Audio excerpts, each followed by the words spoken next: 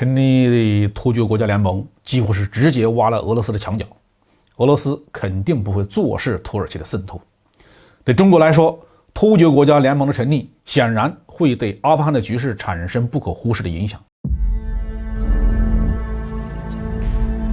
各位网友大家好，欢迎来到报明说。这期话题我们说一说土耳其主持成立突厥国家联盟，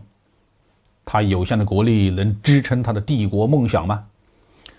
？11月12号在土耳其的主持下，土耳其与阿塞拜疆、哈萨克斯坦、土库曼斯坦、乌兹别克斯坦和吉尔吉斯斯坦共6个国家领导人共同出席仪式，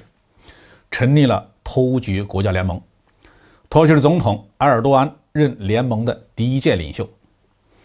这个联盟的成立基本上就是把泛突厥主义实体化了。在相当多的国家看来，泛突厥主义并不是个什么好东西。在历史上，以突厥为名的强大的帝国一共出现过2次。第一次是在公元的6世纪到8世纪，出现在中亚帝国的游牧帝国，也就是东突厥或西突厥。第二次就是横跨古代史和近代史的奥斯曼土耳其帝国。这2个时期的所谓突厥帝国实际上并没有非常紧密的联系，但却不妨碍现代土耳其用突厥这个概念来描述从中国的西部到中亚，再一直延伸到西亚的整个古代史。泛突厥主义在过去几十年的时间里面，仅仅是土耳其人自己的梦想而已。在漫长的冷战期间美国和苏联占据了世界舞台的中心，土耳其为了自保只能加入北约，靠美国和西欧的帮助来建立起了自己的经济和军事力量。土耳其心中就算充满了泛突厥主义的热情和梦想，也缺乏相应的物质基础。苏联的解体为泛突厥主义提供了一个历史性的机会，但是在苏联解体最初的那几年里面，多联体的国家之间依然保持着相对密切的经济和军事关系。俄罗斯还是能够对这些国家，尤其是几个中亚国家施加比较大的影响力。土耳其虽然在中亚地区积极活动，甚至试图把影响力渗透到中国的新疆，但是也很难与俄罗斯的影响相抗衡。时过境迁一代新人换旧人中亚地区和俄罗斯的联系是越来越淡了。美国虽然非常重视中亚，并且设法在中亚国家建立了一些军事基地，但毕竟这里地处欧亚大陆的深处，美国人还是鞭长莫及中国奉行着不干涉别国内政的外交政策，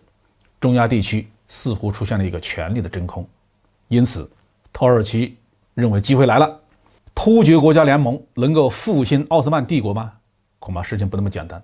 回顾历史，任何一个强大的帝国能够兴起，都是因为在生产力上有个人之处。没有强大的经济实力和物资供应，就不可能支撑强大的军队，也没有可能对附属国家提供强有力的政治和财政支持。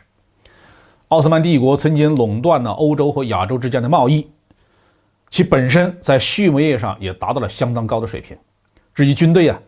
因为这个安纳托利亚高原是良好的牧场，可以提供大量的战马，并且奥斯曼军队是非常重视先进技术，无论是火炮、火枪还是风帆战舰，奥斯曼帝国都非常热衷于向欧洲学习。今天的土耳其不是一个拥有强大生产力的国家，它的政府已经是债台高筑，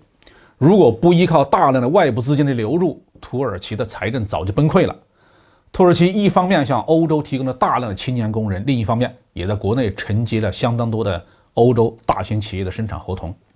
但是相关产业的核心技术仍然是掌握在欧洲国家的手中。土耳其本身并不具备什么研发能力，这一点从土耳其最近几年的武器装备开发上就可以看出来。几乎所有土耳其的武器装备基本上都是在欧美产品的基础上进行了一些改进改型，而核心的部分包括发动机、传动、传感、光电、信息化等等，都是直接从欧美国家进口的。在阿塞拜疆、乌兹别克、哈萨克、吉尔吉斯和土库曼看来，土耳其已经是非常强大先进了。这几个国家目前还是以资源输出为主，更没有什么像样的制造业。土耳其组建突厥国家联盟，让这些国家看到了机会。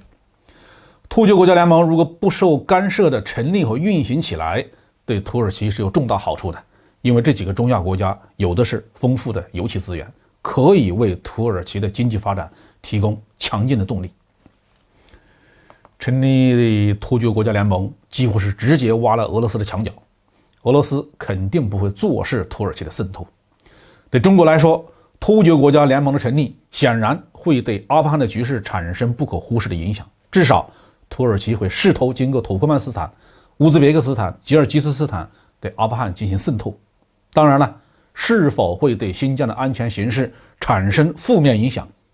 中国当然是会高度警惕的。好，这句话就说到这里。